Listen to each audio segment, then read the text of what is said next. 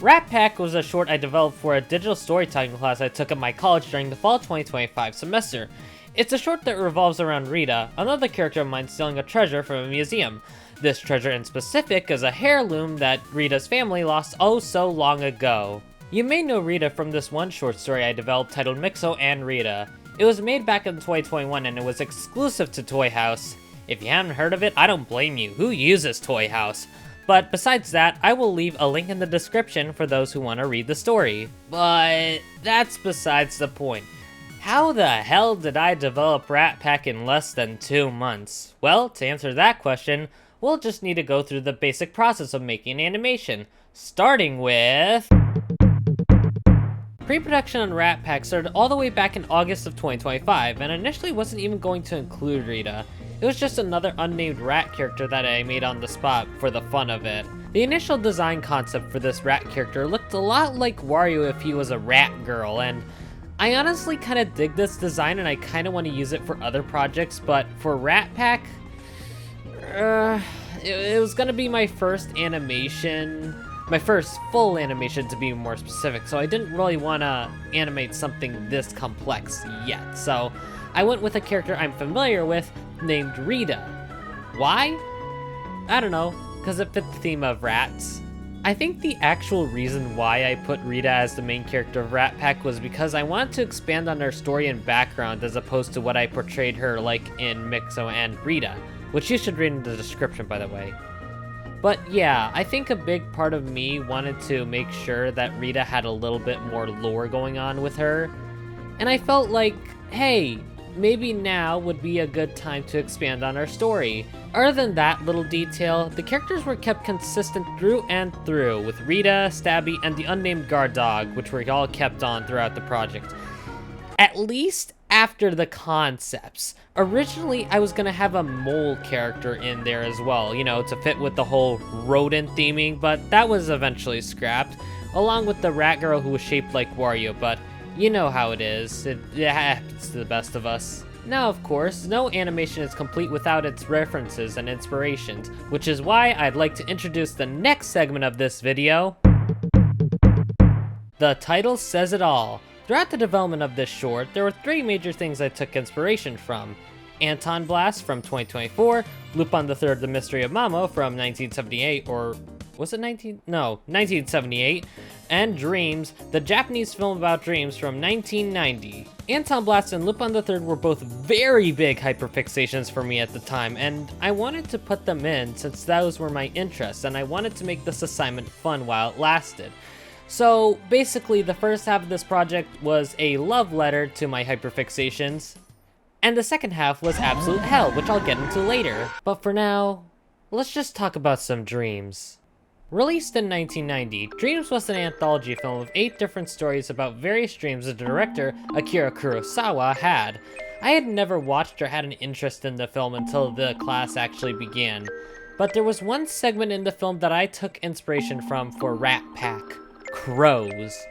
This short revolves around an artist who wanders through various of Van Gogh's works, eventually finding the artist himself and conversing, until wandering through more paintings and snapping back to reality. That's basically the abridged version of the segment though. I'm not gonna try and turn this video into a film analysis, if anything. So you might be wondering to yourself, why did I choose this segment for this short? Well, to put it simply, Rat Pack takes place in a museum. Rat Pack involves Rita stealing a treasure. What if, and this is gonna sound crazy, but hear me out, what if I made Rita appreciate art more in the short? And so I did that. For like 15 seconds. But overall, the short's very scrambled when it comes to research, but despite all of that, I decided to keep moving with my short. I wanted to see it through because I wanted to make something big, something never done before, and damn it, I did that. So you might be thinking, we finally made it through the pre-production stage. What's left of this project? Well, a lot. And when I say a lot, I mean a lot. I'm not kidding. The production of Rat Pack is an achievement in and of itself for 3 major reasons. Reason 1 was because this was the first full animation I ever created. Even if it's just super short and for a school project, I still had a blast working on this for the most part.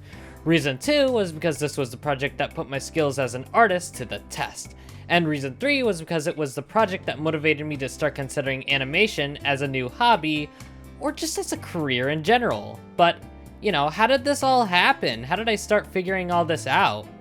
Moving past concepts and pre-production, Rat Pack truly started production on September 5th, 2025, with rough-looking storyboards.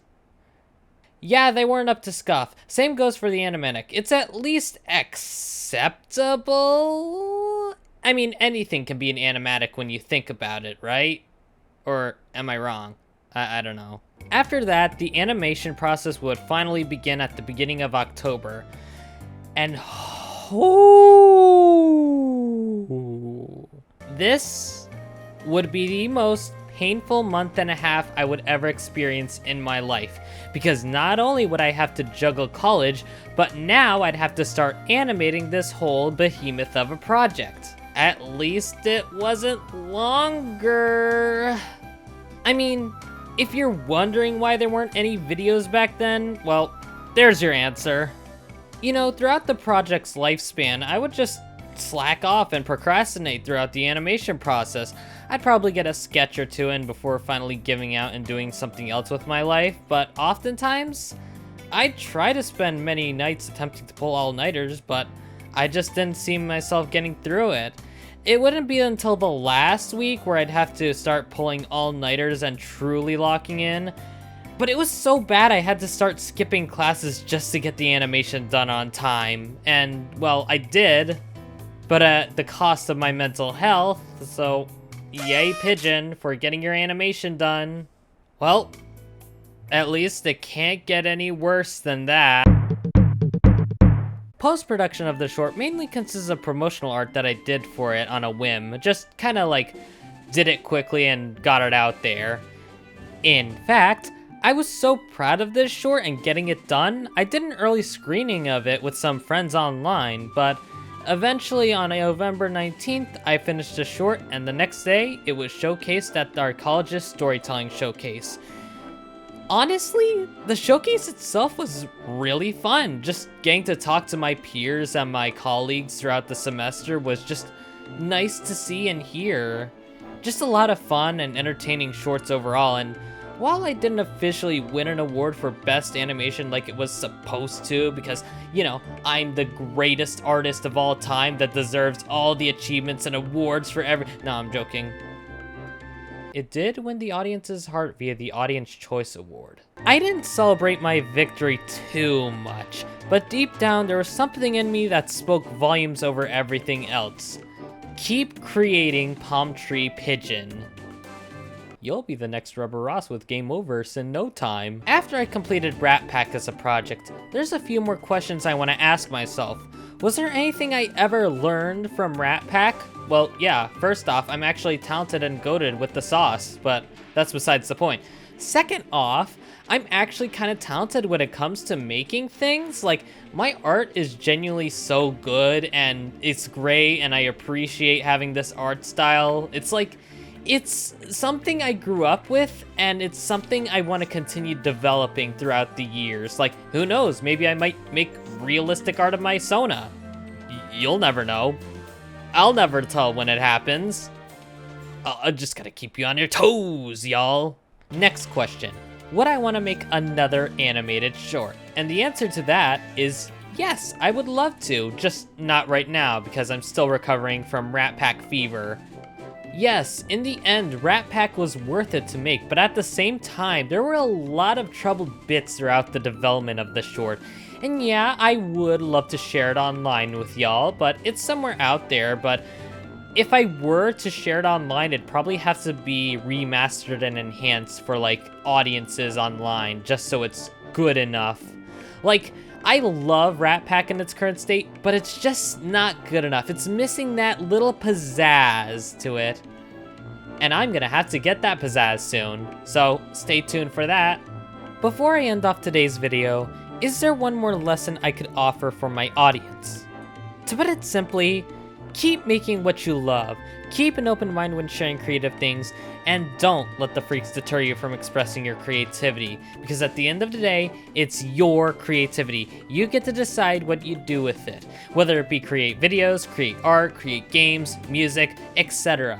Whether you want to write a video or not, that's on you. Just keep creating what you want. This also applies to the ideas you have in your head as well. Don't let them be lost to the sands of time forever. Write them down, draw them, record them via voice recordings, talk to a friend about them. Hell, just do anything you can to describe your ideas that you just want to get out of your head, because at the end of the day, nobody's gonna know about those ideas, and who knows, maybe they might blossom into something more one day. That's why you should keep creating, and that's my lesson that I want to tell everyone. Just keep creating, don't let the freaks deter you from expressing your creativity, because at the end of the day, you are the one who's responsible for your creativity. Whew, that was a lot. I gotta lighten the mood somehow, you know what? Funny, fuck. There we go. I guess one last note I could say before ending the video is to never give up on your creative ideas. You'll never know what they'll blossom into. The whole point of this video is to not only talk about a project I worked on that I was proud of, and also the one that got an award, but what happened when I let those ideas loose and let them blossom into something more. That's the lesson I think people should take away from this video, to keep on creating and talk about your creative ideas.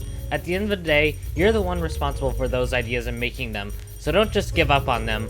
Archive those ideas as often as you can, otherwise, what is there left to create?